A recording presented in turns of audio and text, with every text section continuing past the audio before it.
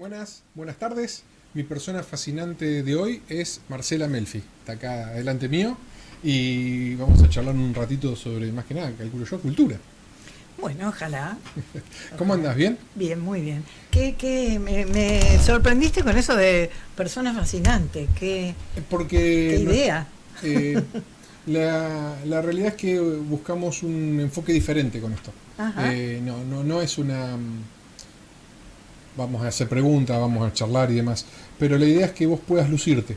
Bueno, Y la idea es que el que esté del otro lado, cuando tenga el tiempo y las ganas, pueda escuchar a la persona desacartonada. bien. Porque cuando vos estás en un espacio de una entrevista, me pasó durante algún tiempo, y tenés que dar una respuesta, porque en 5 minutos se termina, y tomas aire y empiezas taca, taca, taca, taca, taca, taca, y del otro lado te hacen la pregunta, te hacen la repregunta, Ujú. 5 minutos más, bueno, ahora vamos a la tanda, o lo que fuere. Y se terminó el reportaje y te vas a tu casa y decís, ay, no tendría que haber contestado eso. Tendría que ir a una nueva entrevista para que me lo pregunten de nuevo y Porque poder me contestar faltó. otra cosa. Claro, está perfecto. Está Entonces, perfecto. yo hace varios años consumo un formato muy similar a este, en otro idioma, y voy viendo, digo, bueno, acá no hay nadie que lo desarrolle Ujú. de manera extensiva, y bueno, tenemos que intentar ver cuáles son las cosas positivas para poder hacerlo, y bueno, en función de eso digo, bueno, voy a ver si sale. El año Perfecto. pasado hicimos 27 capítulos, y bueno, ahora empezamos de vuelta para ver si podemos darle continuidad, como un espacio donde vos puedas charlar de lo que vos quieras. Me parece además fascinante por la impronta que tenemos instalado de inmediatez y de velocidad. Eh, Creo que las redes y los medios tienen mucho que ver con esto, ¿no? Todo tiene que entrar en 30 segundos o en 45. Ya un minuto es mucho tiempo. Y a mí me gusta, me sorprende y me gusta gratamente esta idea que tuviste, porque esto de tomarnos un tiempo para hacer algo no es muy frecuente hoy en día. No es muy frecuente que alguien decida comenzar a construir una catedral que tal vez termine dentro de 50 años o de 100. No es muy frecuente que alguien empiece a bordar un tapiz, por ejemplo, como los tapices milenarios que uno puede ver en museos de Europa, que llevaron décadas, ¿sí? Hoy queremos ver los resultados, lo veo por ejemplo en mis nietos, hay muy poca capacidad de frustración y de error porque los resultados tienen que ser buenos e inmediatos, si no, no sirven, ¿sí? Ese circuito de recompensa que en el cerebro te da el tss. Claro, Ah, claro. Y el doble clic, ¿no? ¿sí? Todo tiene que ser rápido. Y ya cuando no te entró el mensaje, ¿qué pasa que no entra? ¿Por O qué qué tiene un pasa solo que, tilde? ¿Por qué claro, no claro, me que el contesta? otro no me lee o que el otro no me contesta. Sí, como una suerte de ansiedad que yo creo que nos fue instalada, ¿no? Tal vez un poco por supuesto, las temporalidades de la humanidad van cambiando, pero yo creo que no es, o que de alguna manera es nocivo como cualquier cosa que se extralimite, ¿no? Las cosas que son exageradas y sin límites no suelen ser muy beneficiosas. Y esto de que ahora solamente sirve lo que es corto e inmediato, no creo que sea totalmente beneficioso. No es sustentable en el tiempo, o Mm, sostenible en el tiempo. sí, sí, Porque pasamos de la cultura de tener.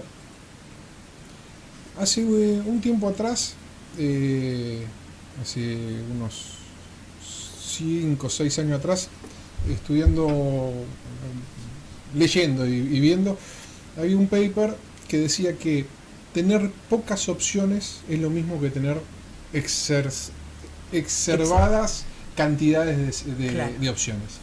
Y justo se dio que yo viajé afuera, y nada, fui a un supermercado en otro país y no tenés ni idea. O sea, vos acá vas al supermercado, compras harina, compras levadura, haces una pizza. Pero cuando vos vas a otro país con otro idioma, otra cultura, no tienen los mismos condimentos, las Ujú. mismas presentaciones, los mismos productos que acá. Y claro, yo harina, flour, y yo empecé a buscar harina. Y había 500, 375.423 clases de harina. Claro. Entonces tenías tantas para elegir Que era lo mismo que cuando venía acá y tenía 2 marcas. Cuando venís acá o cuando vas a Cuba, por ejemplo, porque en Cuba también nos pasó esto de decir, entras a un mercadito y estaban al menos, bueno, cuando fuimos nosotros, las estanterías vacías y había un paquete de harina, ese, y agarrarlo porque después no había más. Y además muy pocas marcas, esto de las marcas allá por lo menos hasta hace unos años no existía. Y sin embargo pudimos estar 20 días y no nos suicidamos ni morimos. Somos animales de costumbre. Claro. Entonces al volver acá uno también decía, ¿cómo pude sobrevivir con tan poco? ¿No? No digo que sea lo ideal, pero digo que poder se puede, ¿no? Sí, entonces nada, yo voy, veo esa realidad, vengo acá y hago un poco de memoria y yo me acuerdo que tenía que poner en el 90 la papa con las agujas o lo que fuere para ver Canal 8, Canal 10 de Mar del Plata, que era lo único que había. Después vino la Capital Cable, claro. Y después fuimos al zapping, tiqui, tiqui, tiqui, tiqui, tiqui, tenemos cualquier cantidad. Hoy hacemos lo mismo dentro de una o varias plataformas. Y las redes sociales es exactamente lo mismo, es el zapping permanente de atención, o sea, hay algo intrínseco nuestro. Se están perdiendo. Por eso es tan hermoso el teatro, tal vez por eso hemos elegido ese camino. Mi esposo siempre decía, creo que debe ser una de las únicas disciplinas en donde el espectador no puede hacer stop, no puede dar marcha atrás y volver a pasar una escena, ¿sí? Y no puede cambiar. Entonces durante una hora y cuarto tiene que tolerar lo que está ocurriendo y escuchar lo que se le está diciendo desde el escenario, ¿no? Es interesante. ¿Cómo se llama esto cuando mindfulness? En Ajá. mindfulness vos tenés que estar atento a lo que estás haciendo. Haces de una cosa a la vez. Para los hombres es la única manera de hacer las cosas. Las mujeres son multitareas. No, nosotras hasta determinada edad hacemos 4 o 5 a la vez. Después nos empezamos a dar cuenta que hacemos algunas macanas. Pero seguimos intentando hacer varias cosas a la vez. Yo siempre le digo a Silvia, mi secretaria con quien trabajo, vos sos mujer, vos hacés varias cosas a la vez. Yo soy hombre y soy bastante inútil, así que de a una cosa la soluciono, me planteas otra, la soluciono y así vemos, porque si no... No me pidas 2 al mismo tiempo. Exactamente. Y el mindfulness básicamente vos estás donde estás, prestas atención a lo que prestas atención. Y hoy no nos damos cuenta, a mí me pasa mucho, es con el teléfono, pero en realidad no es con el teléfono, es el WhatsApp, que antes del WhatsApp era la mensajería del mensajito de texto. Que por una cuestión de trabajo y demás, cada 2 por 3 estoy tiqui tiqui. Claro. Y tenés internamente algo que vos estás en una cosa, te suena el teléfono, volvés a otra. Y cuando vos volvés al teléfono, capaz que estás mandándote un mensaje con tu señora. Entonces vos estás en una cosa y vas y tenés que, sí, mi amor, sí, acá. Es que en el WhatsApp es muy rara la oportunidad en que estás en contacto con una sola persona. Estás con 4 o 5 al mismo tiempo que te han mandado al menos un mensaje. Y el tono con que le contestás a cada uno es diferente. Ah, sí, por supuesto. Porque si estás con un amigo le vas a ser jocoso, si estás con una pareja... Te digo que a mi edad a veces pasa que uno le contesta a uno algo que no le quería contestar porque estaba hablando con otro. Exactamente. Entonces, pero ocurre, sí, nos dispersamos. Nos dispersamos. Pero hay un ejercicio que yo me di cuenta que sirve también para la actuación, al menos dentro de mi psicosis y mi... A ver. Claro, yo estoy enojado con alguien, me llega el mensaje y yo le voy a contestar enojado. A los 5 segundos tengo que contestar un mensaje de alguien que me hace un reclamo que está fundado, no le puedo contestar enojado. Entonces mis emociones muchas veces van cambiando. Hay que estar atento. Claro, en un ratito van cambiando y vos vas adoptando diferentes personalidades de tu misma persona. Es que todos tenemos roles y tenemos, podés llamarlo personajes tal vez, pero creo que todos somos distintos según la persona con la cual nos vinculamos. No le hablamos de la misma manera a un médico cuando nos sentamos del otro lado de un escritorio que a un nieto o que al señor que queremos que nos dé las mejores mandarinas que haya en la verdulería. Entonces en la vida también estamos, más allá de las pantallas, en la vida también estamos poniéndonos en distintos roles y en distintas posturas según con quién nos vinculamos. Lo que pasa es que me parece que la pantalla lo exacerba. Claro, porque... O sea, nos mantiene al límite todo el tiempo, porque todo el tiempo estás con gente diferente. Exactamente. Y a la vez. Yo voy a la verdulería, estoy acompañado por mi hijo, y yo le digo tal cosa al verdulero, le digo tal cosa a mi hijo. Entonces, pero yo soy la misma persona. Ahora, yo estoy en el WhatsApp y yo le digo una cosa y después le digo otra, y capaz que lo que yo tengo que decir es... Y me cambia la cara, me cambia la... Yo digo WhatsApp porque es la mensajería. O sea, sí. Es lo que nos ha llevado... Antes de WhatsApp era el BlackBerry, que era el teléfono que mandábamos mails, cosas y demás. La capacidad de comunicarte de manera permanente hace también que adoptes todo esto. Esto se ejercite, sí. Igualmente, por ejemplo, cuando hablábamos de teatro, yo creo que la mayoría de las veces ocurre o se necesita, digamos, el recurso contrario. Cuando vos generás un personaje para llevarlo adelante durante el trayecto de una hora y cuarto que puede durar una puesta en escena de un espectáculo, de una obra de teatro, tenés que sostenerlo. Y justamente cuando te falta entrenamiento actoral, esto es lo que sucede. Se comete ese vicio que vos acabas de decir, en donde empieza a haber una cantidad de variantes en ese personaje que no son adecuadas. ¿Por qué? Porque cuando vos estás ofreciendo un espectáculo, en una hora y cuarto le tenés que entregar al espectador con claridad, quién es ese personaje. Entonces hay que sostenerlo desde el comienzo al fin, pasando por angustias, por nervios, por simpatías, por enamoramientos, pero tiene que ser fuertemente siempre el mismo personaje. ¿Cómo desarrollas un personaje? No como lo escribís, sino como actor. Y bueno, yo creo que, a ver, en mi caso personal, yo como me eduqué en el escenario con Lito Melfi, mi esposo, aprendí a incorporar en lo que yo llamo, o nosotros llamamos, mi caja de herramientas, muchísimas escuelas y aprendimos de muchísimos maestros y leímos siempre y estudiamos a muchos maestros. Es decir, yo no puedo decirte que soy una actriz stanislavskiana, porque no sigo solamente las reglas de Konstantin Stanislavski. Tampoco soy brechtiana, porque tampoco es rigurosamente a Bertolt Brecht lo que sigo, sino que yo fui tomando, aprendiendo de cada uno y tomando lo que para mí,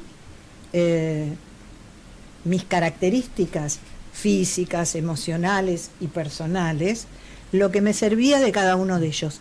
Con eso formé mi caja de herramientas. Cuando tengo que abordar una lectura, porque primero nosotros hacemos bastante tiempo, dedicamos bastantes horas a lo que se llama trabajo de mesa, que es leer mucho la obra que se ha elegido, leer e investigar mucho sobre el autor y sus circunstancias, por qué escribió lo que escribió en el momento que lo que escribió, y luego tomar la decisión de si yo quiero decir eso que dice ese texto hoy, aquí, ahora, en este escenario mío, en el lugar a donde vivo. Entonces, una vez que todo eso se procesó y me adjudican un personaje, comienzo a investigar a través de mi cuerpo, porque el actor es acción, si no, no existe, no es solamente intelecto. Tendrá una parte de su cabeza dedicada a lo que es memorización, a entender una estructura dramática, a entender una frase, pero luego esto lo tenés que procesar inevitablemente como un alimento. Un alimento no te sirve en el plato, te sirve cuando lo ingerís, haces la digestión, lo asimilás y entra a tu torrente sanguíneo, a tus pulmones. Bien, con el texto pasa lo mismo. Cuando yo comienzo a estudiar el texto, tengo que hacerlo pasar por mi cuerpo, y esto es a lo que llamamos ensayo.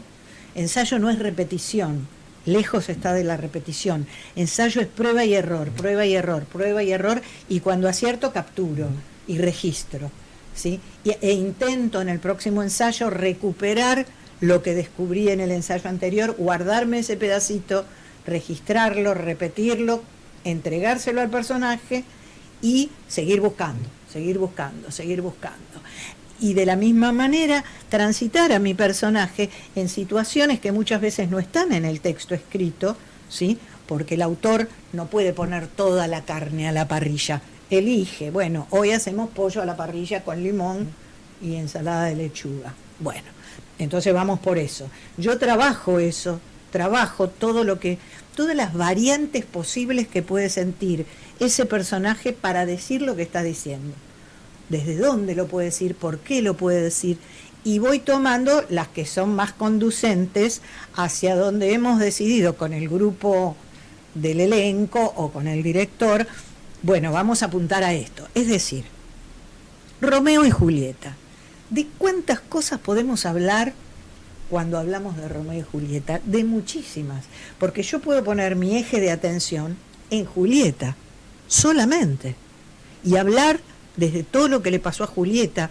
¿Quién piensa en la familia de Julieta? En los padres, ¿sí? O sea, yo, depende de en qué lugar me ubico, va a ser el destino al cual quiero proyectar. Es la historia que contás.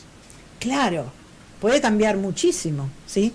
Y esto yo lo tengo que decidir en mi equipo de trabajo y lo tiene que decidir el director, por supuesto. Bueno, vamos a apuntar acá.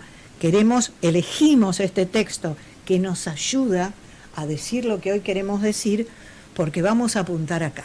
Entonces, de todas esas pruebas que yo voy haciendo en los ensayos, en el estudio de mi personaje, en el descubrimiento de mi personaje, voy eligiendo las cosas que son más conducentes para arribar a un buen producto con el resto del equipo, por supuesto. Aunque sea un unipersonal, mi equipo también es mi director, mi musicalizador, mi iluminador. La composición es muy amplia, ¿no? Digo, los unipersonales como tales no existen. El hombre orquesta está diseñado para durar un ratito nomás. Sí. No existen porque de repente también tenemos que tener en cuenta, y si somos conscientes, de que siempre tenemos una boletería donde hay un compañero que está vendiendo las entradas, tenemos alguien que limpió la sala o pasó la aspiradora o pasó el trapo por el escenario, tenemos alguien que nos hizo una fotocopia o que nos cebó un mate mientras estábamos estudiando.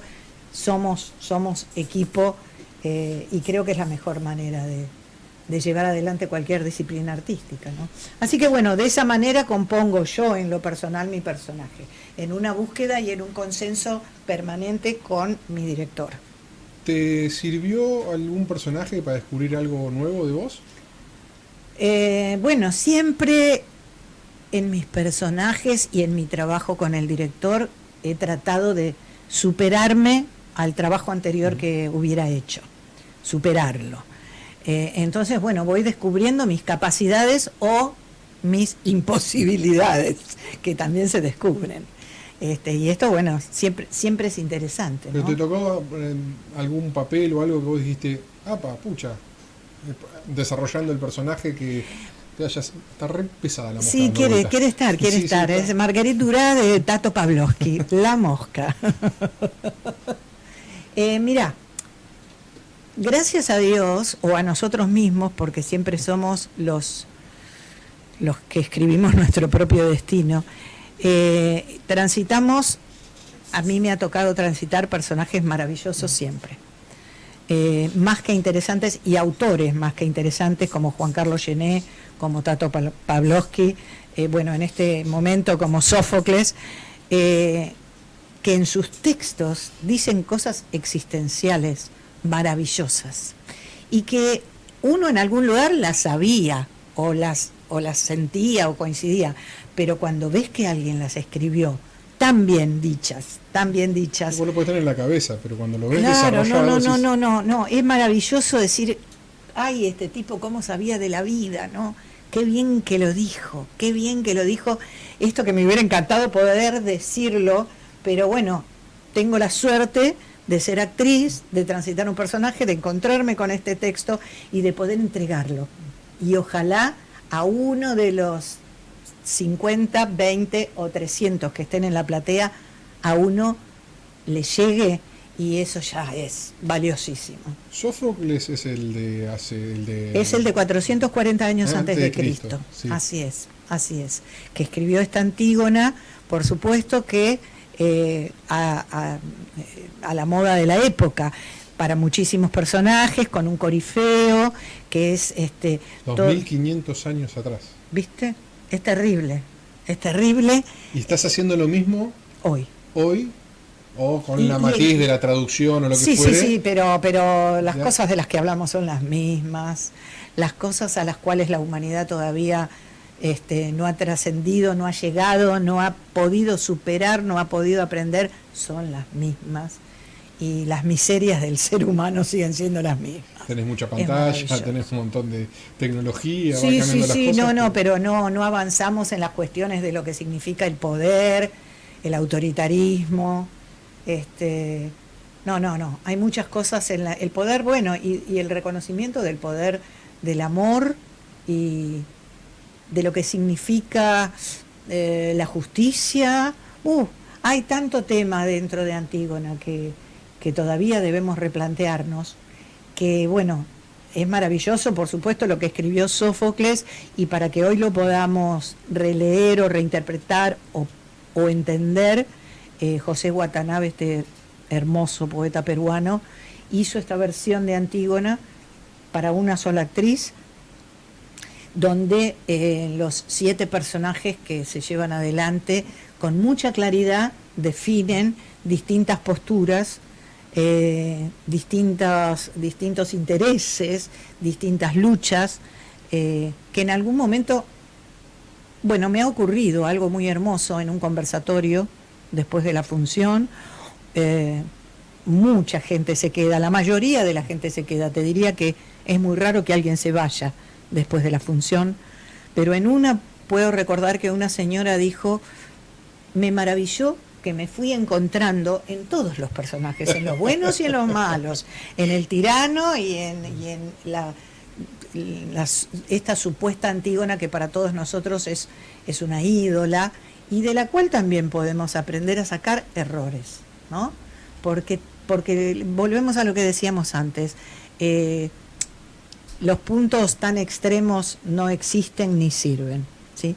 Uno puede creer que Antígona fue esta justiciera que logró, que luchó y que perdió la vida pidiendo, que quería que a su hermano muerto lo enterraran igual que al otro hermano, porque ella pedía igualdad y justicia para sus dos hermanos.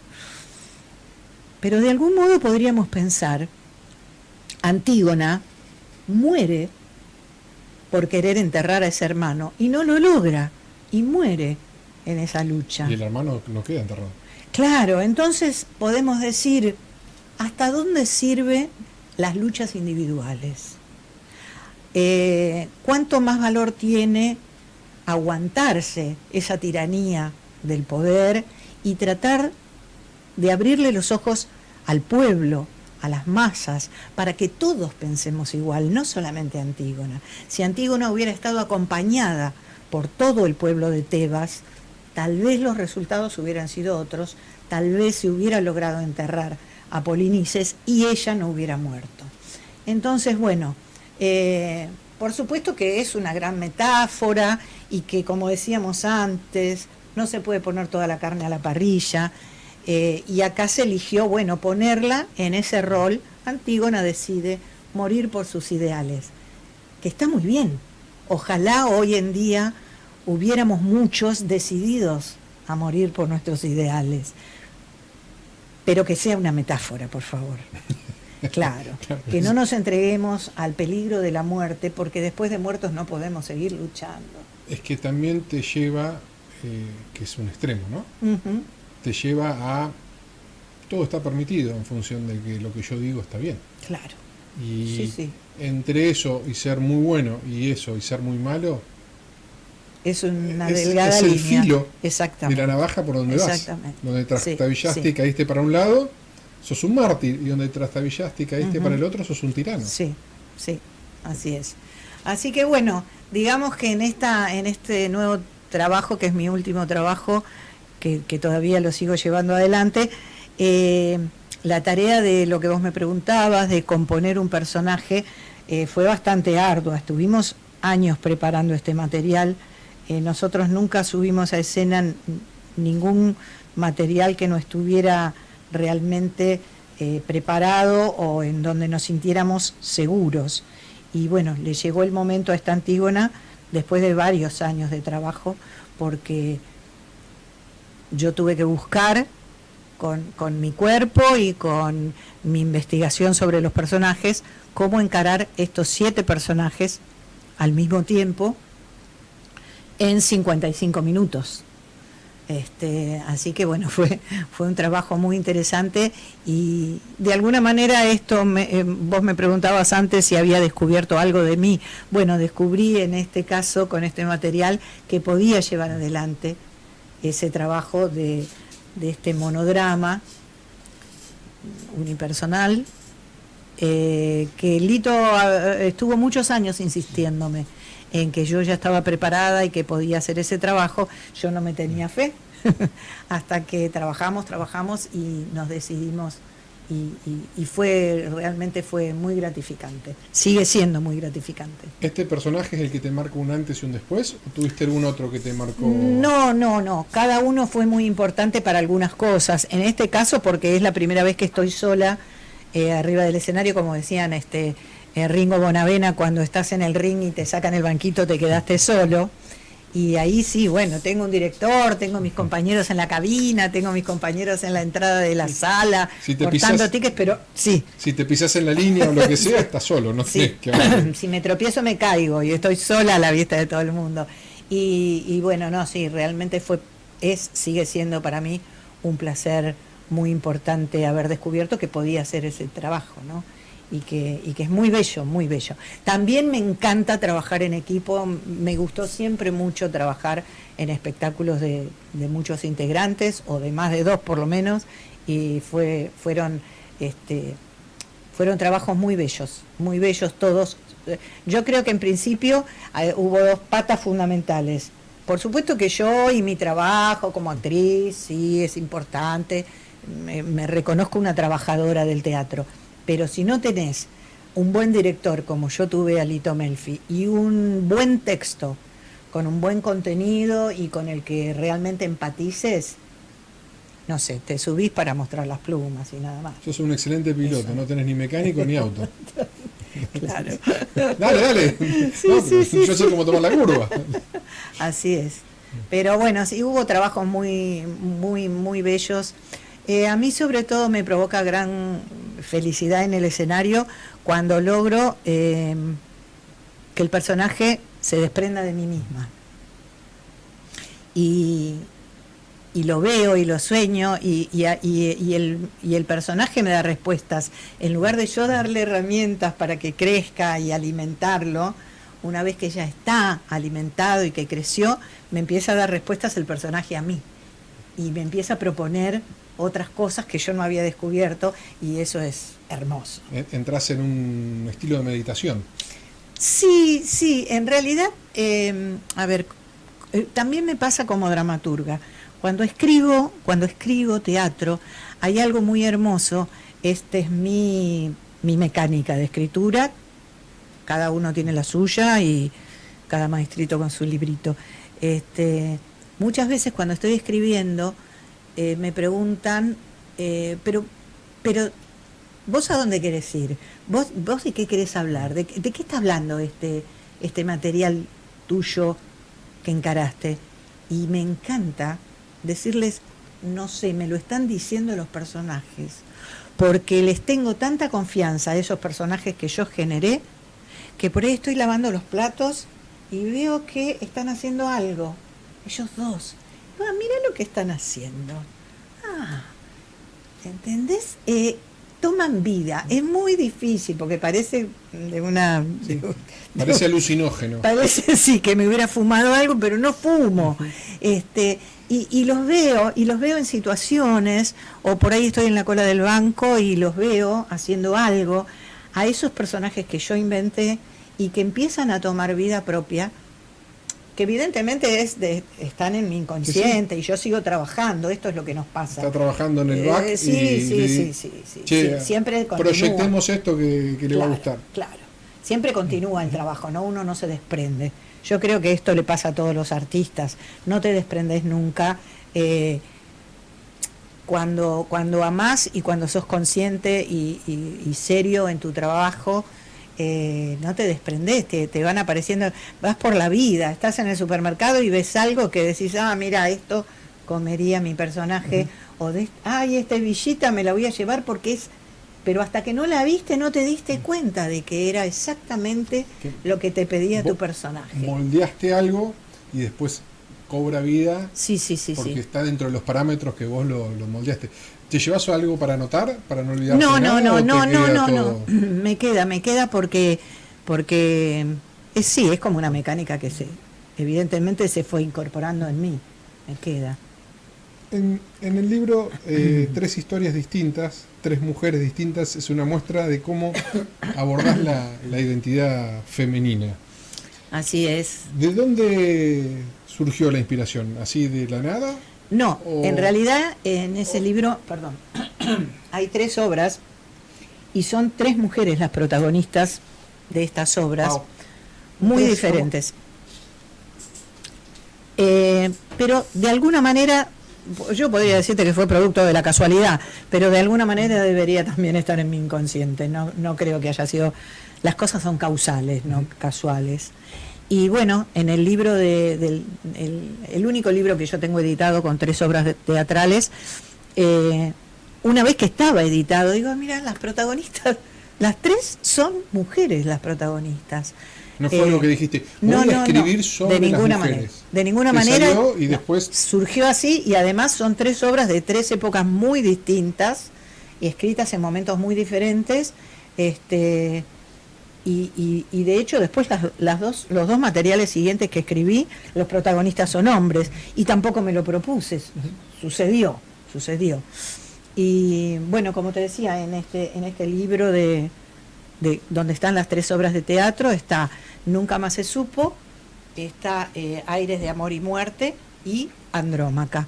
Son 3 obras con temporalidades absolutamente distintas, en espacialidades totalmente distintas, y sin embargo, esto también es muy lindo. Si uno se pone ahí, yo me pongo, no creo que haya muchos interesados en hacer eso, en de alguna manera encontrar los hilos entre las 3 mujeres. Cada una está defendiendo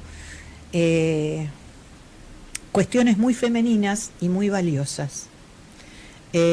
Bueno, en Aires de amor y muerte, Felicitas Guerrero, conocemos esa historia, que es parte de nuestra historia de los pagos del Tuyú, es parte de la historia de los que vivimos acá o elegimos este espacio como nuestro lugar para vivir.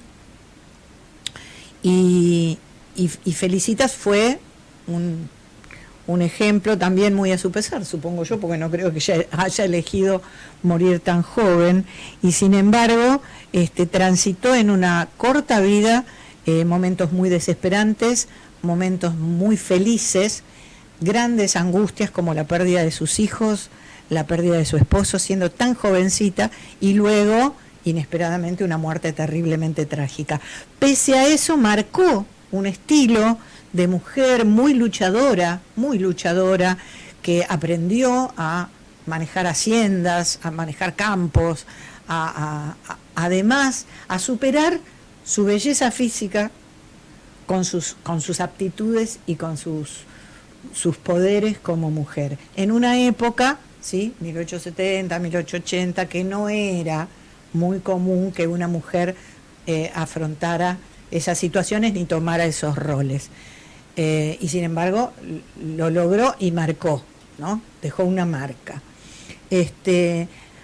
Nunca más se supo tiene como protagonista a una mujer absolutamente marginal en una Argentina donde se están levantando las vías y la estación de uno de los últimos trenes que llegaba a la Patagonia. en otra situación también que nos atañe a los argentinos, de mucha marginalidad, de un yo llamo ferricidio, porque en esa época en que diferentes poderes que todavía hoy nos manejan y diferentes intereses hicieron que perdiéramos toda esta red ferroviaria maravillosa que tenía nuestro país, que todavía no se ha recuperado. Ojalá llegue antes de mi muerte a ver la recuperación de algo tan importante como los transportes de trenes. Y esta mujer ha quedado sola en el sur defendiendo a rajatabla ese lugarcito donde su papá era, cuando ella nació, era el encargado de la estación, y ahí quedó con un muchachito que no es su hijo, con un muchachito que sufrió un accidente justamente y no puede mover sus piernas, un accidente en las vías, y ella lo crió. Y entonces, defendiendo a ese chico que hoy ya es un adolescente y defendiendo ese espacio, de alguna manera como nuestra Antígona, ella llega a situaciones terribles como las de matar a un hombre que aparece inesperadamente en la estación, para lograr defender ese pequeño espacio que en realidad no es más que no termina siendo más que un recuerdo, una estación por la cual no pasa el tren. Es tristísima, ¿no? Es tristísima. Mucho más triste, y esto lo viví en carne propia, en la estación de Médanos, en el sur de la provincia de Buenos Aires, la estación totalmente abandonada y una familia viviendo allí adentro, y le pregunté, ¿pasa el tren por aquí? Pensando que era un medio de comunicación para ellos con Bahía Blanca y con el resto del país. Y dijo, sí, pasa, pero no frena. Y eso me partió el alma. Es decir, absolutamente ignorados son en ese pueblo, porque pasa el tren y ni siquiera se saludan, porque no les importan los pueblos esos que han quedado a la buena de Dios, totalmente desamparados y que se han consumido y diluido en la ausencia del ferrocarril, ¿no? Así que bueno, esta mujer llega a límites insospechados como el de matar a una persona por este homenaje a la nostalgia. Sí, o este odio de haber quedado tan marginados, ¿no? Yo creo que es un gran peligro que cometemos cuando dejamos de lado a los indulgentes y a los más necesitados, porque la rabia es algo que se mete adentro como un virus sin que nos demos cuenta, ¿no? Entonces después aparecen la gente enfurecida y rabiosa haciendo cosas que si no valgo nada, tampoco, claro. Si vos me dejaste acá en este borde del cual me puedo caer, puedo hacer cualquier cosa, total, a nadie le va a importar. Bueno, como esto yo no me importo, claro, lo que yo haga no importa. Es muy doloroso, muy doloroso. Es bueno, un virus del alma. Sí, yo creo que sí. Y la otra mujer de ese mismo libro, es la protagonista de Mavenka, la protagonista de Andrómaca, otra obra en la que me propuse buscar las antípodas de algún modo de aquello a lo que estoy acostumbrada. Estoy acostumbrada a hablar mucho, no sé si se habrán dado cuenta, de hablar mucho, escribir mucho, poner muchos adjetivos y muchos verbos. Y entonces fue un desafío para conmigo misma. Cuando haces todo eso, perdón que te interrumpa, Dele. ¿Qué importancia tiene la poesía en todo eso? Bueno, yo soy asquerosamente poética, lo cual me molesta muchas veces, porque me vienen las sensaciones y las paso por el intelecto para decirlas bellas, para decirlas bien. Y admiro muchísimo, y en mis grupos literarios tengo gente, y he tenido en mi grupo gente que me dicen, no, pero yo no sé escribir. Yo digo, yo te admiro y te envidio tu capacidad de escribir. No es que escribís mal, nadie escribe ni bien ni mal, escribís sin filtro, escribís como pensás, como te viene. Eso es maravilloso, a mí me encanta. Y yo soy bastante dura para eso, bastante dura. Busco la palabra poética, busco la palabra bella ante todo. Y a veces la otra, la que viene así al desnudo, también moviliza y también es linda, es linda. No es la que yo manejo, no la manejo demasiado esa. Pero bueno, en esta última que te comentaba, esta última mujer, me propuse eso de que tanto ella como los otros dos personajes hablaran muy poco, con frases muy cortas, con pocas palabras, y esto da como resultado un texto que, si lo ves por escrito, lleva pocas páginas, pero lleva muchos silencios. Y también me llevó, cosa que no logré por lo menos en la edición esta, a la búsqueda de cómo escribir en un texto con lenguaje español y en literario, cómo marcar lo que yo sentía como necesidad de silencios, que a veces eran más largos que párrafos de diálogo entre dos personajes. Yo necesitaba, como en música, silencio de blanca, silencio de negra, ¿sí? En una partitura uno los va poniendo, pero no hay un signo en la escritura literaria que marque cómo escribir un silencio que provoque a los personajes otra conexión, que no sea la de la palabra dicha. Bueno, me quedó pendiente, pero la obra la publiqué igual, Andrómaca está publicada, y los silencios los tendrá que poner el propio actor en su búsqueda. Con el director. Con el director y con su compañero con el cual tiene que vincularse, y sabrán encontrar esos silencios, porque está ubicada en unas circunstancias de aislamiento, en un espacio en el centro de Europa, en una ciudad inexistente, porque inventé su nombre, no refería a ningún espacio físico conocido, pero sí el lugar, la nieve, el frío y el aislamiento de estos tres personajes, porque se rompe un puente, nos lleva a dar en un lugar que para mí, como argentina, era bastante desconocido. Estudié, investigué, leí, busqué en lo geográfico, en lo demográfico, en lo climático, sobre todos esos lugares del centro de Europa, en lo que podríamos llamar Yugoslavia, Croacia, ¿sí? Por ahí, por algún lugar de por ahí, Bosnia. Sucede esto, Bosnia, algún lugar sucede esta situación de estas tres personas que quedan en la montaña, y cada uno con sus intereses, y quedan estas tres personas con una gallina, que en ese momento, cuando escribí la obra, era mi gallina, que se llamaba Andrómaca, por eso la obra se llama Andrómaca. Pero bueno, también me resultó absolutamente simbólico la gallina y el huevo y la gallina, como planteo de desafío para los actores y para la historia que estamos contando, donde esta mujer defiende a su gallina. Por más que el puente está cortado, ella no va a sacrificar a su gallina, preferirá tal vez morirse de hambre, una vez más la muerte como la de Antígona, preferirá morirse de hambre pero no sacrificar a su gallina, porque su gallina todos los días le da un huevo, entonces ella prefiere el huevo. Bueno, una serie de situaciones donde los otros dos personajes, por sus propios intereses, tensan espacios de poder en este triángulo con respecto a lo que es la soledad, las necesidades, la sobrevivencia, la defensa de cada uno de su propio destino, y la gallina y ese bendito huevo. También es un juego también de poder en algún sentido. Sí, totalmente. Porque la gallina también tiene su lugar de poder, porque es la que les está dando el huevo. Así que en realidad serían 4 los protagonistas, ¿no?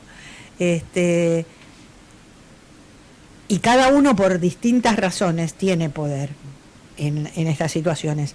Y en cada escena en la que siempre hay solamente 2 de los 3 o de los 4, en cada escena se va jugando el poder en manos de uno o en manos de otro. por una circunstancia o por otra, el poder va pasando de manos. Entonces las tensiones van siendo diferentes. Bueno, esto, digamos, también de alguna manera es un recurso de la dramaturgia, de la escritura dramática, que hace que el producto total sea interesante, ¿sí? A veces sucede, a veces da resultado y a veces no. Pero bueno, en este caso sigue siendo una obra que yo quiero mucho y era un material que a Lito le gustaba muchísimo. Nunca la pusimos en escena porque nos faltó encontrar el equipo de trabajo. Y cuando uno fuerza los equipos de trabajo, las cosas no salen bien. No salen naturales. No salen naturales. Lito decía siempre, el material te tiene que calentar. Si no te calienta, no, déjalo. Porque una vez más, para exhibirte por el placer tuyo personal de estar arriba de un escenario este año, no. Tiene que ser algo más enriquecedor para vos y para los que estás invitando. Porque si no, no tiene sentido, ¿no? No tiene sentido. Con Lito vinieron en la década del 90, Pinamar. En el 90, 1990, sí. ¿Cómo llegaron acá? Llegamos porque Lito en el 88 empezó a dar taller de teatro. Acá el grupo de teatro, que ya existía, el Grupo Teatro del Mar, se habían quedado sin director. Lito vino a dar una función de El Inglés, de Juan Carlos Gené. El grupo de gente lo vio y le propusieron si quería dirigir, si quería venir. Él en ese momento vivía en Mar del Plata. Si quería venir 2 veces por semana a dar taller de teatro y a proponer alguna propuesta qué desastre era mío, horrible. A desarrollar la propuesta. A ver, y le propusieron si quería venir a traer propuestas interesantes para la puesta en escena de algún espectáculo. Así que bueno, ahí empezó, en la Casa de la Cultura de aquel momento estaba Doris Bean, y Doris le ofreció estas horas de taller que tomó durante esos 2 años y después en el 90 le abrió el abanico, le dio el taller de niños, de adolescentes, de adultos, la casa del niño, la casa del adolescente y la escuela diferencial. Así que bueno, ya teníamos una cantidad de horas cátedra de trabajo que podían dar un sueldo como para sostenernos. Así que decidimos mudarnos a Pinamar. ¿Te tuvo que convencer o...? No, yo absoluta y terriblemente enamorada. Dijiste, no, sí, vamos. Yo, donde él fuera, iba. Sí, totalmente. Acá desarrollaste familia y demás. Sí, en realidad esto es así. Lito tenía su familia, yo tenía mi familia en Buenos Aires, Lito tenía su familia en Mar del Plata. Cuando nos conocimos, en el 89, nos conocimos en Pinamar, en un evento que hacía el coro de Pinamar para juntar fondos para viajar a no sé dónde, que iban a dar un concierto. Nada de eso era importante, lo conociste. No, en absoluto. Lo importante fue conocernos en lo que es el club de pesca. Abajo había un salón que le habían prestado a la gente del coro y allí se hizo a la noche, una noche de empanadas, vino para recaudar fondos y música. Ahí lo conocí porque él había venido justamente a dar taller y se quedó para colaborar con este evento. Así que lo conocí ahí en el 89 y bueno, nos enamoramos, cada uno dejó a sus correspondientes cónyuges. Él tenía una hija en Mar del Plata, yo tenía 2 hijas en Buenos Aires. Y cuando Doris Bean le propuso todas esas horas de trabajo, decidimos que formábamos una nueva familia y nos vinimos a vivir acá con mis 2 hijas y la tortuga. Que en esa época todavía no se veía tan mal tener una tortuga. Ahora es un poco más, viste, no hay que comprar tortugas. ¿Por qué no? Porque es un animal en extinción, entonces piden que no se haga comercio con las tortugas. Y pero si no la compras la tortuga, ¿quién la No, va a tener en la la tortuga? naturaleza, están, las tortugas están. Pero tiene más chance de sobrevivir con vos que en la naturaleza. Sí, puede ser, pero bueno, de hecho ya en los acuarios no venden tampoco. ¿Las tortugas sigue estando con ustedes o la liberaron? No, me la robaron, ¿sabes? Ay, fue terrible, me hiciste acordar de algo patético. Habíamos comprado, mi mamá nos había regalado una heladera nueva, vivíamos en un 3er piso por escalera. ¿Año? 90 y 95, 96. Ya prescribió. Sí. Buah. Mamá nos había regalado la heladera nueva, la tortuga convivía con nosotros en el departamento día y noche. Ella era parte de la familia. Vinieron a traer la heladera nueva, se llevaron la heladera vieja, colocaron la heladera nueva y a la noche dijimos, ¿dónde está Lololo? Se llamaba. ¿Dónde está Lololo? ¿Dónde está Lololo? Lololo no estaba. Y nos quedamos absolutamente seguros de que los señores que trajeron y llevaron heladera, llevaron tortuga, heladera y tortuga.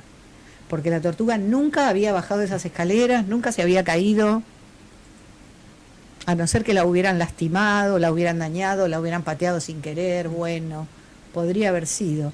Pero la buscamos durante mucho tiempo y no la encontramos, no se escondió, que muchas veces, viste, ellas se meten bajo tierra, pero había vivido 5 años en un departamento, estaba totalmente acostumbrada, se metía abajo de la cama en invierno, dormía abajo de la cama de mi hija, pero bueno, lamentablemente perdimos a Lololo.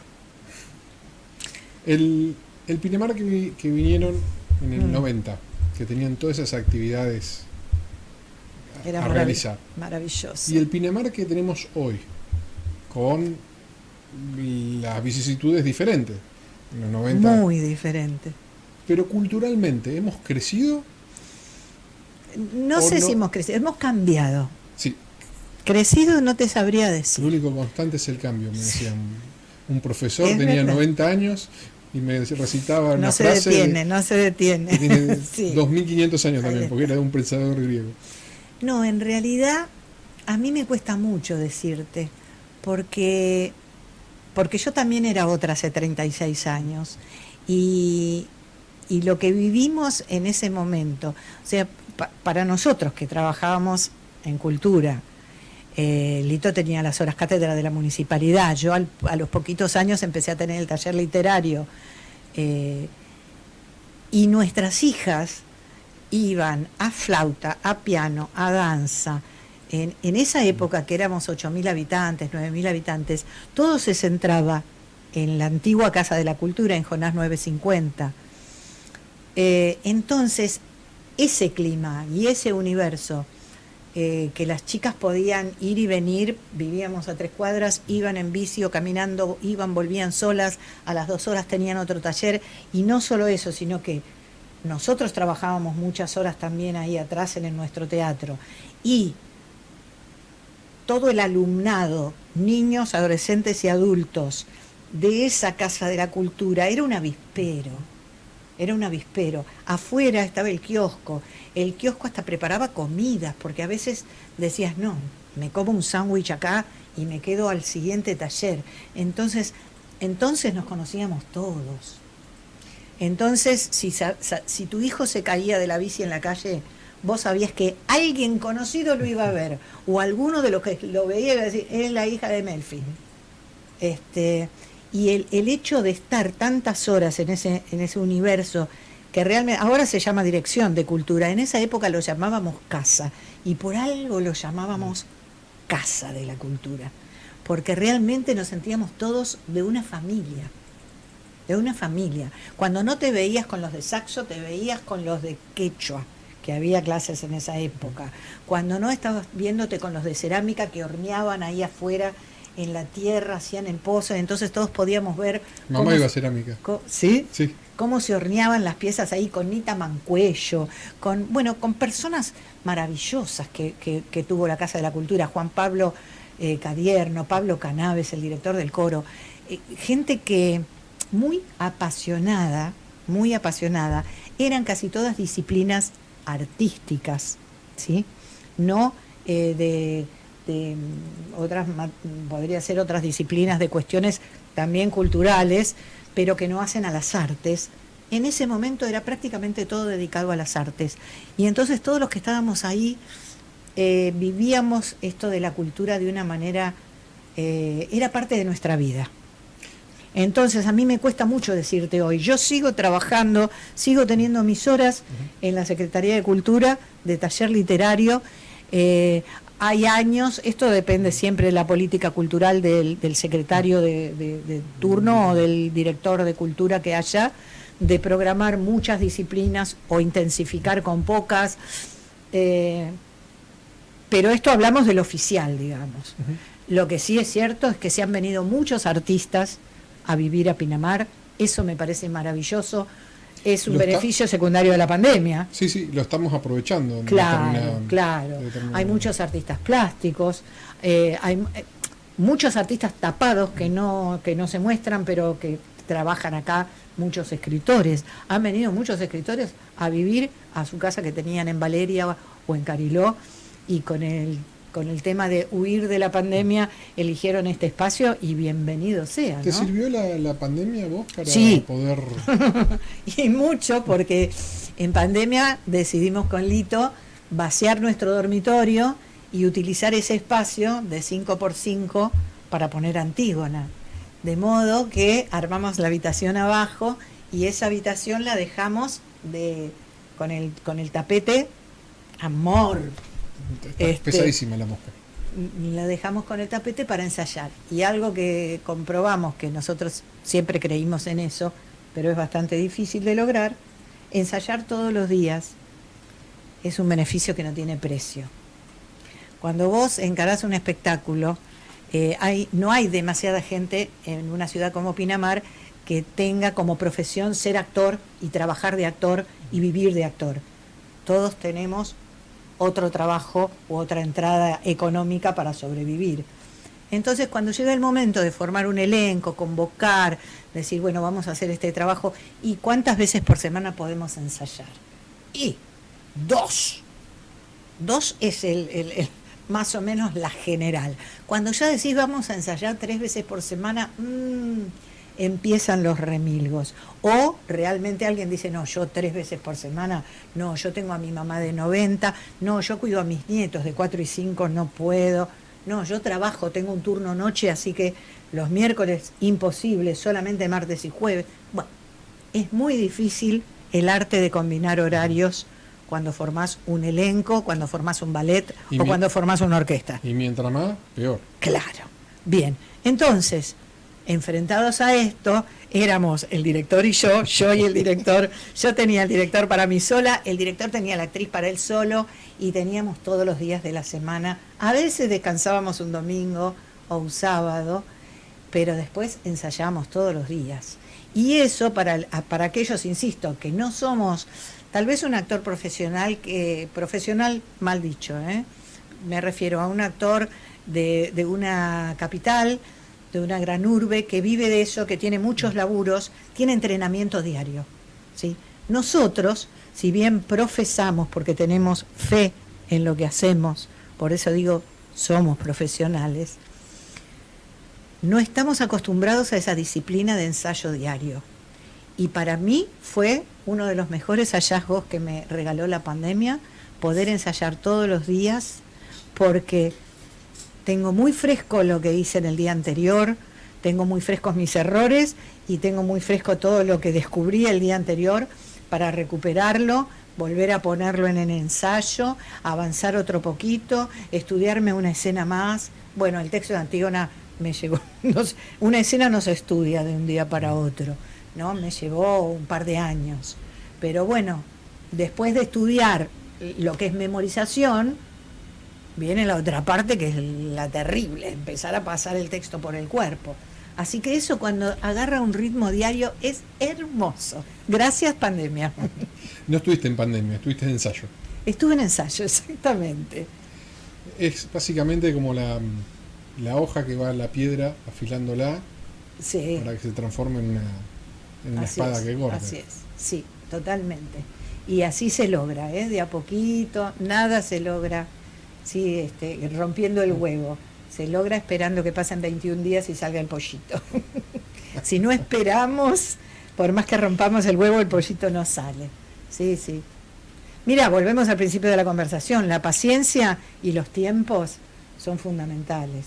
La inmediatez no es siempre sinónimo de poder aplicar una mecánica. No todo es inmediato. No todo es inmediato. Pasa que en la vida te recompensan la consistencia. Y muchas veces la templanza. Sí, para y la esperar permanencia. Sí. para tener esa consistencia, Sí. porque lo que se ve es la inmediatez, Ujú. pero lo que no se ve es todo lo que Sí. pasó atrás. Vos, cualquier caso de éxito, hay muy pocos casos que han sido de éxito que ha sido inmediato de manera inmediata. Yo creo siempre que la suerte es cuando vos tenés la preparación y la oportunidad. Sí, que, Si no que coincidan. Claro, sin oportunidad, prepárate toda la Sí, vida. sí, sí. Hay que estar en el lugar preciso en el momento exacto. Exactamente. Y con un montón de oportunidades, pero siendo un inútil, Sí. tampoco la vas a No, poder no. aprovechar. Exacto. Entonces lo que pasa es que se ve que tuvo la oportunidad, creció, ahí está la inmediatez. Pero no, antes de todo eso hubo un trabajo. Sí. No es suerte. Es- No, de ninguna manera. Es trabajo. Es ponerse el overol. Es ponerse el overol. Bueno, es el rigor. En general en Pinamar está muy instalada la idea de que Lito era un ogro. Sí, era un ogro porque gritaba, porque te exigía, ¿sí? Pero creo que el 99% de las veces tenía razón. Y yo le agradezco que haya sido tan estricto. Pasa que es como el carbón y los diamantes son parecidos, lo único que cambian es la presión. Y que esto como yo a veces soy medio duro en líneas generales, pero si a mí no me gusta lo que está la persona enfrente haciéndolo, yo tengo que decírselo que no me gusta. No puedo buscar la manera armoniosa, coqueta de ir acompañándolo a través de la hipocresía y tal vez nunca decírselo, no. ¿Por qué? Porque si aprecio a la persona que está enfrente, lo que tengo que intentar es que congeniemos. Sí. Si no, no tengo que intentar que congeniemos. Mirá, No. hacé así, doy media vuelta y me fui. Sí, igualmente yo no sé si estoy tan de acuerdo. No sé si es necesario que congeniemos, porque también la tolerancia y el respeto del Pero si te del tengo diferente. Sí, pero tal vez el diferente y el que tiene que cambiar soy yo. A lo mejor. Pero presentándole, Sí. del otro lado voy a tener la respuesta. Por supuesto, por eso digo, informarle que a uno no le gusta o le hace ruido determinada cosa está muy bien, pero pretender que lo modifique, no sé. Saramago decía, yo no quiero domesticar al otro. Pero No, no a través sí. de la domesticación. No. Pero yo te lo hago patente y yo te digo, esto así no va, por esto, aquello y lo otro. Del otro lado vos voy a tener la respuesta de decir, no, esto es así por tal cosa. Y a partir de ahí puedo crear una relación. Seguro, no, por eso digo, pero no con la intención de modificarlo al otro, sino porque a lo mejor el que se termina modificando soy yo. Pero si no lo planteás nunca, Seguro. en función Por de eso querer digo, ser lo sí, correcto. No. Y, Sí, claro.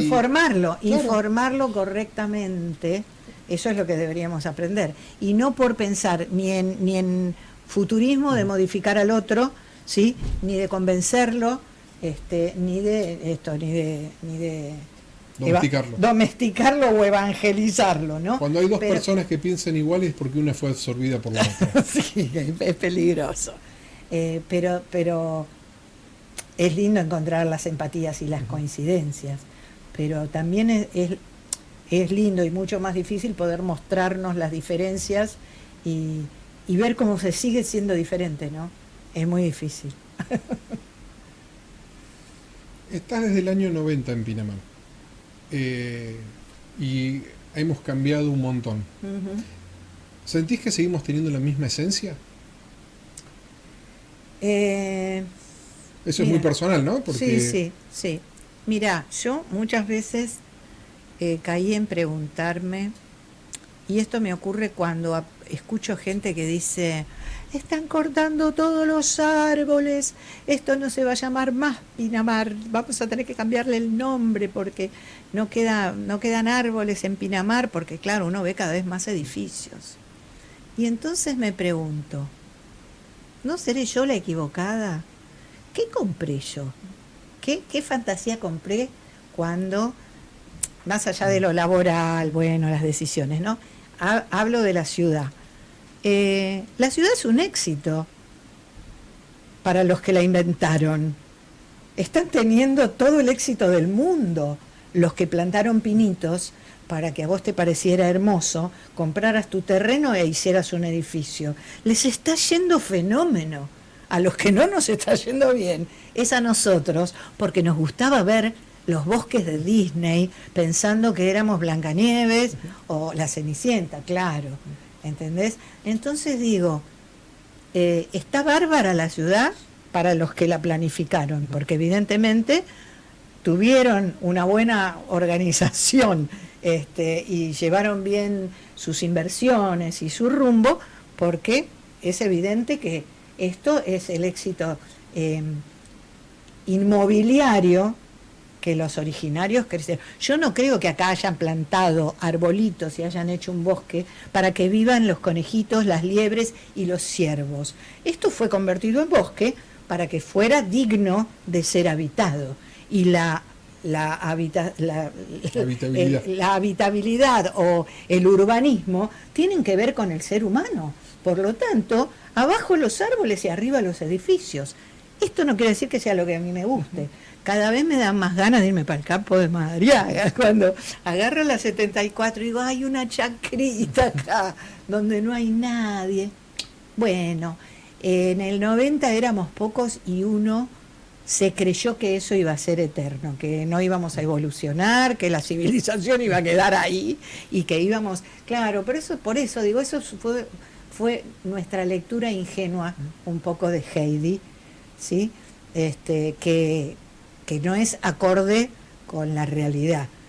A mí me gustaría recuperar ese Pinamar que era tranquilo, mucho más tranquilo en temporada, si bien siempre fue un cambio muy, muy brusco, enero y febrero para los que vivíamos acá, y sigue siendo, ¿no? Se siente esa invasión que uno tiene obligación de respetar y amar, porque son los que ingresan con dinero y los que dan de comer, y somos una ciudad turística, ¿no? Y si no, no me hubiera venido a vivir acá. Me hubiera ido a mitad de la cordillera, qué sé yo, claro, a un lugar donde el turismo no llega. Es como hoy Villa La Angostura, más o menos. Claro. Está hermoso y divino, y es muy cercano a Pinamar de los 90, o del mediado de los 90. Claro. Pero bueno. ¿Le va a pasar?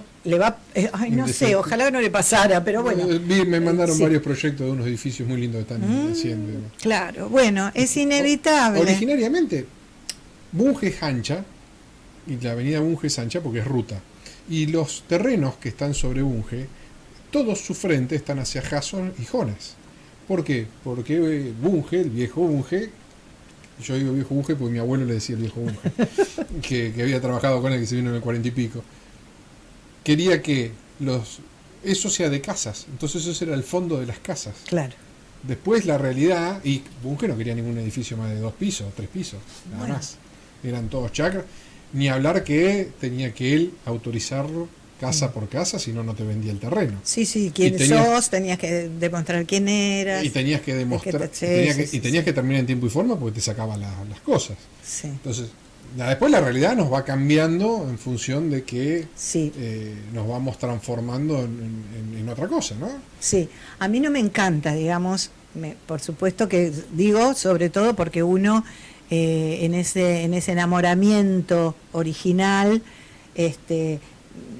quedó ya, quedé programada con esa fantasía de tranquilidad, de que mis hijas eran chiquitas y podían ir, iban solas hasta la parroquia, cuando cursaban catequesis, iban solas a la escuela, cosas que en Buenos Aires eran imposibles.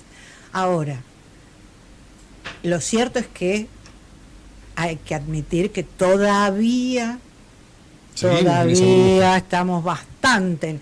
Es otra burbuja más grande, más llena de ruido y de luces de colores, pero todavía no tenemos esa locura que sí se siente inevitablemente cuando uno llega a Buenos Aires o a Rosario o a Córdoba o al mismo Mar del Plata, ¿no? Que en una bocacalle frená, porque los otros no van a frenar.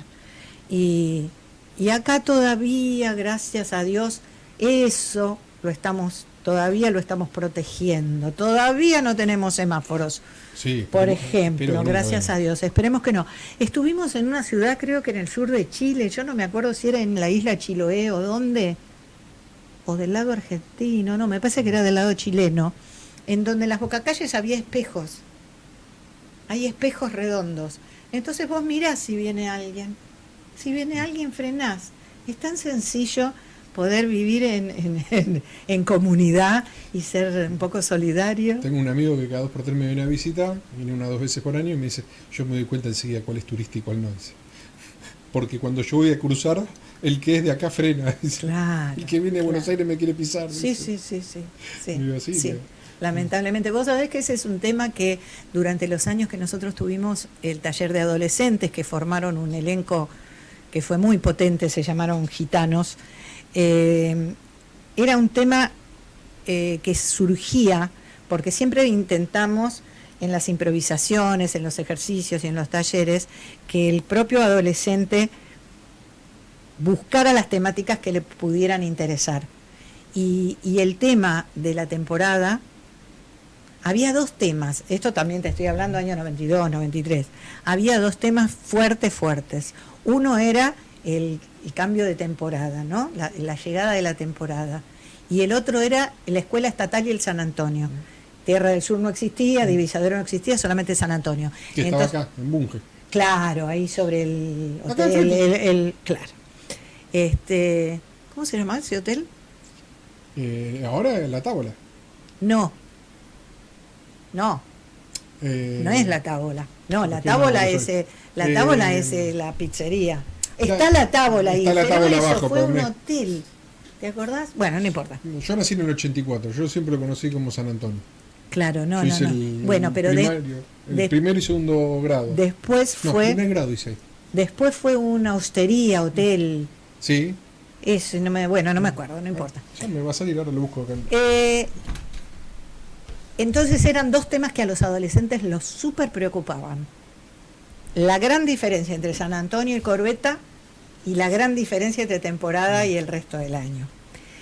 Entonces, bueno, las improvisaciones y los ejercicios se hacían en base a eso, de modo de poder arribar a, desde lo artístico, mostrar, denunciar, llamar a un, no te digo reflexión, porque es una palabra que no me encanta, no sé, a un blanco sobre negro, de decir, miren lo que pasa. Entonces, por ejemplo, recuerdo que siempre se postulaba la idea de qué pasa si una noche en el boliche bailable un pibe de la Corbeta se enamora de una piba del San Antonio sin saber, como si fueran turistas en temporada. Se encontraron y se enamoraron. ¿Cómo se sostiene un amor entre el San Antonio y la Corbeta? Donde había como unos odios ahí ancestrales, sí, Romeo y Julieta absolutamente, los Capuleto y los Montesco. Y después el tema de la temporada, donde llegan las turistas y ya vienen todas doradas, con los pelos rubios y todas tostaditas. Y yo no se tostó. Si yo que vivo acá todo el año estoy blanco leche. Y estas pibas ya vienen divinas, hermosas, a seducir a nuestros pibes. Porque ya vienen hermosas, con la ropa, la última ropa que se usa, las últimas zapatillas que se usan. Claro, los pibes se vuelven locos por las pibas que ya vienen divinas. Y las pibas igual, porque viene el pibe que, claro, a el padre le compró una moto y nosotros andamos en bicicleta todavía. Y ellos vienen con el cuatri, suponete, ¿no? Pero eran estos grandes planteos y después que era inevitable, los noviecitos en diciembre, nos vamos a tomar un tiempo. Entonces se tomaban el respiro de enero y febrero para poder curtir con otras pibas y otros pibes y se reencontraban en marzo. Ahora volvemos a lo... Sí, igualmente después yo fui descubriendo con los años que los adultos, muchos adultos, también hacían eso. No estamos bien como pareja, nos vamos a tomar unos meses, justamente enero y febrero. Bueno, digamos que deben ser vicios adquiridos por vivir en una ciudad balnearia. Y cada uno tiene sus códigos. Claro. Entre Güeche no haya jornada. Claro. Así es que bueno. ¿Cómo te ves dentro de 10 años? My God. Déjame pensar. Porque es una cosa que no me la planteé. Trato de vivir el aquí ahora lo más que puedo. Carpe diem. Te cambio la pregunta. ¿Cuál sería tu meta para lograr en los próximos 10 años? Mira, creo que ya Así es más positivo. ahora, a esta altura de mi vida, me he dado cuenta de que ante todo pido salud. Y digamos, las enfermedades y las dolencias físicas que tuvimos que transitar con Lito nos fueron bloqueando un montón de otras cosas. Los viajes, las actividades arriba del escenario, o sea, nos fueron cercenando. La cuestión de salud nos fue achicando el campo de actuación en la vida, no en el escenario. Entonces, ante todo, sé que no soy demasiado prolija con mi salud. Entonces, para tener un buen augurio en lo que puedo llegar a ser dentro de 10 años, debería empezar a ocuparme un poco más de mi salud, por ejemplo. Y luego, creo que seguiré, porque ya después de más de la mitad de mi vida con este ritmo, y la anterior también, porque creo que desde muy chica fui así, yo paso casi todas las cosas de mi vida por las artes. Las cosas que tengo en mi casa, lo que pienso, lo que hago, lo que escribo, lo que pinto, lo que dibujo, por supuesto lo que hago arriba del escenario, lo que leo, todo ronda, digamos, los ejes de mi vida siempre tienen algún componente que tiene que ver con lo artístico, así que yo creo que voy a continuar de esa manera. Mi mamá, cuando yo era pequeña, me decía inventora de macanas, y yo me sigo encontrando hoy como inventora de macanas. No me atrevería a decir artista, pero ¿por qué no? Inclusive has tenido premios y reconocimientos locales y no tan locales. Sí, pero no sé, bueno. ¿Tenés miedo que te agarre el ubris? No, me parece muy hermosa la palabra artista. Me parece un compromiso muy fuerte, ¿no?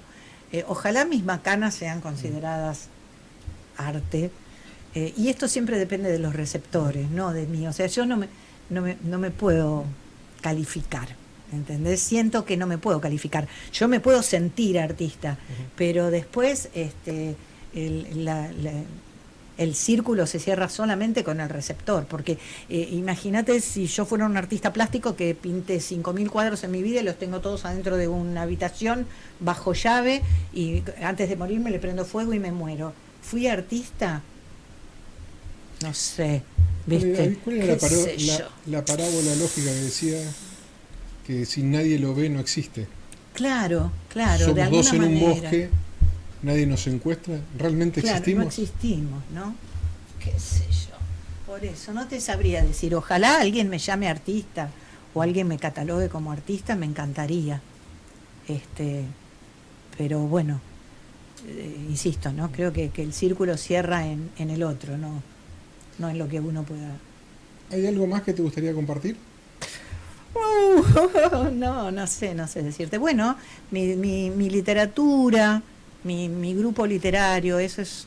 El Rinconcillo es un grupo que yo comencé en el 95, cuando murió Hugo Minghetti, que era nuestro guía, nuestro padrino, el alma mater del Teatro del Mar, y Hugo murió en un accidente de auto y a mí se me vino el mundo abajo, porque era un referente muy fuerte para mí acá en Pinamar. Y estuve muchos meses, primero con un resfrío, no podía respirar porque se había muerto Hugo, no podía respirar, no quería respirar en realidad. Varios meses, estuve como 3 meses metida dentro del departamento, y luego me di cuenta de que, porque yo decía, nunca más va a haber un Hugo Minghetti en mi vida. Entonces como que ya nada tenía sentido. ¿Qué edad tenías ahí? Yo tenía 34. Y Huguito murió que tenía 52. Esta semana pasada hubiera cumplido 82, Hugo. Y bueno, en un momento me di cuenta, sí, nunca más va a haber un Hugo Minghetti, pero me voy a quedar toda la vida con ese discurso. No. Si yo no salgo, no voy a comprobar que en el mundo no hay otro Hugo Minghetti. Entonces tengo que dar posibilidades de generar nuevos vínculos, nuevos amigos, y eso me hizo abrir el taller literario. Porque en ese momento hablaba con distintas personas de las cuales nos habíamos ido haciendo amigos. Recuerdo Reinaldo Sabino, la propia Doris Dean, y gente que me decía, sí, yo también escribo. ¿Y por qué no me mostrás lo que escribí? Claro, no todos escribíamos en casa, adentro, ¿no? Para el interior. Digo, voy a abrir 2 veces por semana a la tarde, porque los 2 días que no usábamos el teatro para dar clases, vamos a empezar con el grupo literario. Y lo empecé por esa necesidad de conectarme con la escritura para salir de la tristeza de la muerte de mi amigo. Y bueno, resultó fantástico. Este año vamos a cumplir 30 años con el grupo literario. Y realmente, bueno, ya tuvimos muchas bajas de gente muy querida que siempre de adultos. Tuve en una época un grupo de chicos que fue maravilloso también, porque los chicos escribiendo, cuando el niño viene porque le gusta escribir, te rompe todas las estructuras, te da unas lecciones maravillosas. Pero bueno, no, fueron pocos años. En general, toda esta trayectoria de 30 años del grupo El Rinconcillo fue con adultos y son una gran felicidad para mí. Se trabaja, en este momento somos 16 los integrantes y trabajamos de una manera muy armoniosa. Es un taller de producción específicamente, de producción literaria, y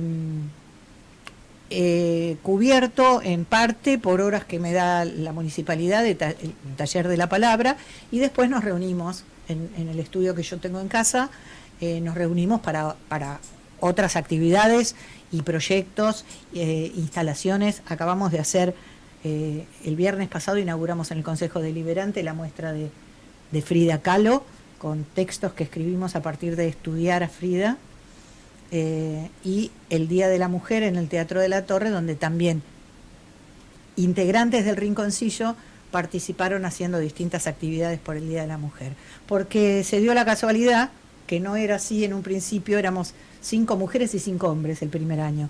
Durante varios años fuimos esa cantidad de gente, y ahora somos 16 mujeres. Hace varios años que somos mujeres, tal vez por el horario de taller, a la siesta, a lo mejor no sé. Bueno, se ha dado que tenemos un integrante, un hombre, que vive un poco en Pinamar y un poco en Buenos Aires, así que no está permanente. Bueno, es mi otro corazoncito, el grupo de taller literario. Es un espacio... Escribir sirve mucho. Muchísimo, muchísimo. Cuando me siento muy frustrado, cada 2 por 3 yo Escribís. lo escribo, y cuando leo lo que escribo, ya está. Sí. Lo logro procesar, lo logro ver. Y ni te digo cuando pasan años. Yo soy guardadora compulsiva. Tengo mi cuaderno de 7º grado, porque mi maestra del lenguaje, se llamaba en aquella época, nos hacía tener, además de la carpeta donde se estudiaban verbos, conjugaciones, todo eso, un cuaderno que era nuestro libro privado. Y allí escribíamos e ilustrábamos, porque ella también era profesora de arte. Y ese cuaderno lo tengo porque para mí tiene un valor inmenso, muchísimo. Me marcó esa profesora, y a partir de ahí empecé a guardar todo.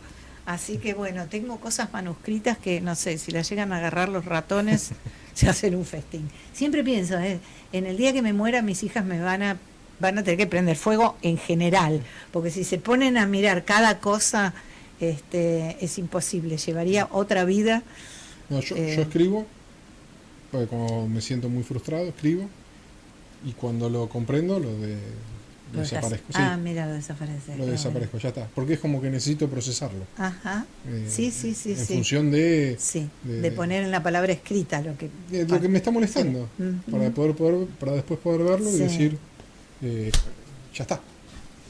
Bueno, en noviembre, cuando terminamos noviembre pasado, 2024, el taller, el último ejercicio que hicimos fue que cada una llevó una cajita. Durante la semana había que buscar en casa una caja pequeña y que fuera una caja especial, no cualquiera así, manoteo, una cajita. Entonces en esa cajita yo llevé 5 consignas, ahora no las recuerdo puntualmente, pero cada una, y repartí papelitos muy chiquitos. Cada una escribió en ese papelito algo que no había logrado hacer, algo que no lograba perdonar, algo que le seguía doliendo, algo que, bueno, 5 cosas. Fueron escribiendo, fuimos, porque yo hago siempre todos los ejercicios junto con el grupo. Lo doblamos y lo metimos en la cajita. Y metimos en esa cajita 5 cosas que nos provocaban de alguna manera alguna tristeza o algún malestar, y quedaron metidas en la cajita. Y nos propusimos para los meses de verano, que no nos veíamos con la asiduidad del taller de los lunes, tener otra cajita donde una vez por día, antes de irnos a dormir, pensáramos en una cosa linda, buena o positiva que nos hubiera ocurrido ese día. Siempre algo tenemos que encontrar. Aunque sea, esta mañana abrí los ojos y estoy vivo. ¿Sí? Entonces, aunque sea eso, porque después fue un día de porquería y me salió todo al revés, pero esta mañana abrí los ojos y hoy sigo respirando. Entonces, detectar, aunque sea la mínima cuestión positiva, ponerla en un papelito y meterla en esa cajita, que puede ser en algún momento que lo necesitemos un tesoro, ¿no? Para rever. Yo tenía un amigo que escribía todas las cagadas que hacía. Claro, me decía, pero lo escribo para no olvidarme. Está bien, hay que llevar una bitácora. Claro, dice así, y cuando meto la pata en algo, lo escribo, porque no tengo que pisar de nuevo el mismo palito, la misma piedra. Claro. ¿Y le es servía? Inteligente, ¿eh? No sé, nunca le pregunté, pero me pareció bárbaro. Sí. Me pareció buena idea, digo. A ver, vamos a revisar. Claro. Ayer que hicimos. No, porque además cuando escribís también, volvés a poner en palabra la macana, el error, la equivocación, ¿sí? Lo repetís, digamos, no es que no lo estás inventando en ese momento. Entonces, bueno, mira, lo ves encima, lo ves, porque lo escrito se ve, lo dicho no se ve, lo escrito sí. Entonces, bueno. Y aparte te lo sacás de la cabeza, porque ya lo escribiste. Claro, claro. Como lo escribiste, ahí ya va. No está más. Así que, pero bueno, esas son las macanas que invento, que mamá me decía inventora de macanas. Está bien, pero se disfrutan. Sí, sirven y se disfrutan. Sí, se disfrutan y además es increíble. Bueno, el clima de armonía que se genera dentro del grupo es muy hermoso y de creatividad, ¿no? Porque la creatividad se contagia también se contagia. Cuando jugamos a algo, yo hago intervenir en todo el año de taller muchas disciplinas, trabajo con música, trabajo con artes plásticas, con muchas cuestiones. Y entonces lo primero es, no, pero yo no sé pintar. No importa. Hoy pintas, porque después vas a escribir sobre lo que pintaste. Yo no te voy a decir si es lindo, feo, bueno, malo, no importa eso. Acá importa otra cosa, que pongas en marcha, que le des arranque a la creatividad. Después va a devenir en otra cosa distinta. No vamos a mostrar tu pintura, vamos a leer tu texto, ¿sí? Pero a través de distintos procesos. ¿Alguna vez te pusiste a pensar cuántos alumnos has tenido ya? Ay, no, vos sabés que me lo preguntaron hace poco, una de mis alumnas me lo preguntó, y yo hacía el voleo, dije, como 70. No, me dice, ¿qué decís? En 30 años tuviste mucho más que 70. Vos sabés que yo tendría que ponerme, porque yo creo que puedo recordar los nombres. Creo que puedo recordar los nombres de gente que se fue de Pinamar, pero los años que estuvo acá participó, de gente que falleció. Sí, no sé cuántos. Vos decís que no sos un artista, o no te considerás una, pero a todos esos los has tocado desde el punto de vista artístico. Sí. Y durante 30 años formaste, desde hobbies en adelante, a un montón de gente. Sí. Y vos sabés que eso es una satisfacción muy enorme, porque la gente queda muy agradecida. Y como yo no evalúo en, más que en cuanto a logros individuales, y tampoco indago en cada uno porque vienen ni para qué vienen, no, de eso no se habla, ¿sí? Igual que en los talleres de teatro, Lito jamás preguntó, no, si venís por terapia, si venís, no sé por qué venís, si porque en vez de ir al gimnasio venís acá, no importa, es tu problema, pero acá vas a hacer lo que yo digo, sin decirme por qué viniste, vos sabrás por qué viniste, y si te sirve el ejercicio que estamos haciendo para lo que vos querés. Si no te sirve, no vendrás más. Y si te sirve, seguirás viniendo. Y con el taller literario pasa lo mismo. Yo no pregunto. Y como tampoco me interesa si escribís bien o mal, me interesa que escribas. Porque el fundamento del taller es la producción de escritura, la producción literaria. Entonces, la gente viene por distintos motivos. Y luego descubre otros. Esto es lo interesante. Descubre otros, se contagia de los demás, de otros, se copia, porque tenemos libertad para copiarnos, ¿sí? Bueno, mira, que hoy el mejor ejercicio fue el de fulana porque lo agarró para ese lado. ¿Por qué no hacemos todas un ejercicio para ese lado? Y entonces todo es muy, como te digo, hay mucha empatía dentro del grupo.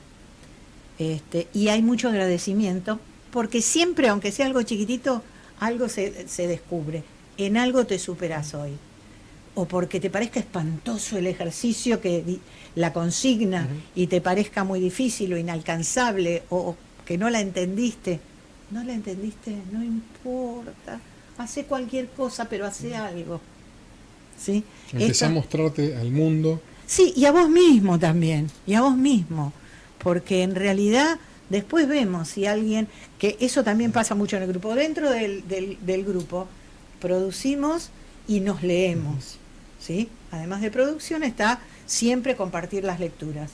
Después, a veces, yo siempre cuento que en mi casa materna, yo tengo 2 hermanas mayores, mis padres, mis abuelos, nadie me preguntaba, ¿qué estás haciendo? Nadie me decía, ¿puedo leer lo que escribiste? Yo seguía. No escribía para que me leyeran. Escribía por esta necesidad mía de darle un formato artístico a algo que se me había ocurrido, a una idea o algo que me había pasado. Porque en la adolescencia comenzamos generalmente a escribir por cuestiones afectivas. El desamor, el enamoramiento, nos llevan a las cartitas, o por lo menos antes. Ahora capaz que es un WhatsApp, ¿no? Un emoji. Antes era una cartita, o escribo en mi diario íntimo, o le cuento en una carta a una amiga lo que me pasa. El diario íntimo. Yo siempre tengo la teoría que vos lo estás escribiendo para que te lo lea alguien más. Bueno, o la fantasía de que te lo escriban. Puede ser, debe haber algún lugar inconsciente en el que pasa eso. Porque, bueno, la persona, yo por ejemplo... tenés la necesidad de poner lo que te sucedió bajo el filtro de lo que...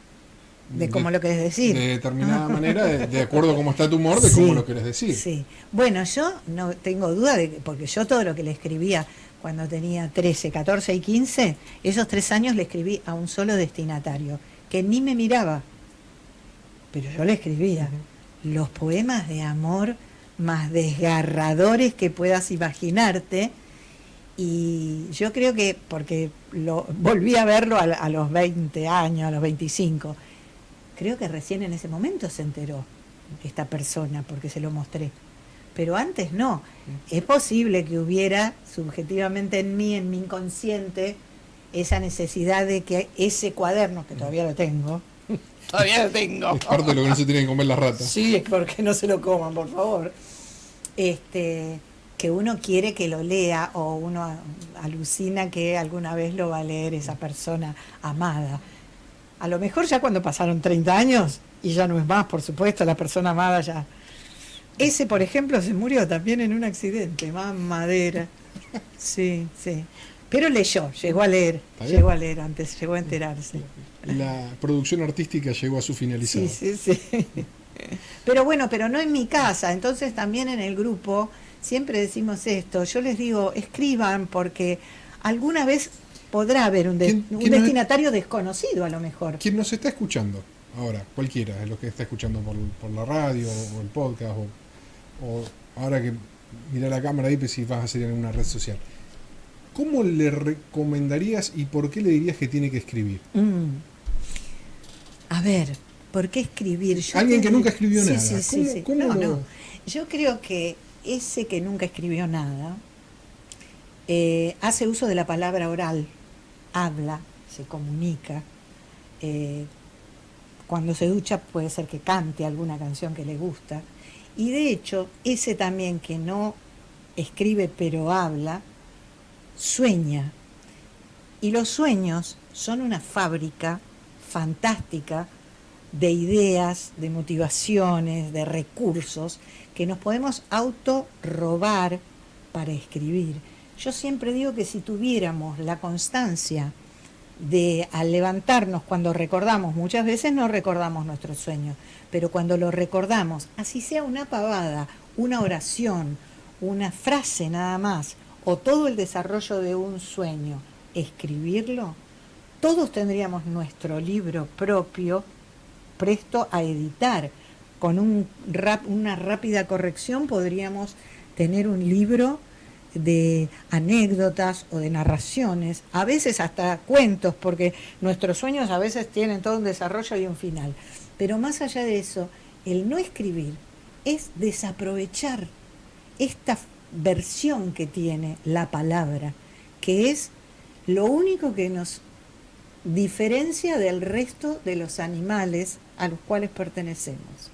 No ladramos, no piamos, no cacareamos, usamos la palabra y usamos el 50%, que es el oral, y despreciamos el 50%, que es el escrito. No hay que ser un buen escritor, no hay que ser famoso para escribir. Las mismas palabras que decimos cuando le decimos a alguien, mamá, te quiero, o te extraño, o no quiero verte nunca más, además de decirlas, podemos escribirlas. Y las palabras vuelan. Lo escrito queda. Muchísimas gracias. A ustedes. Nos vemos después. Que tengan muy buenas tardes.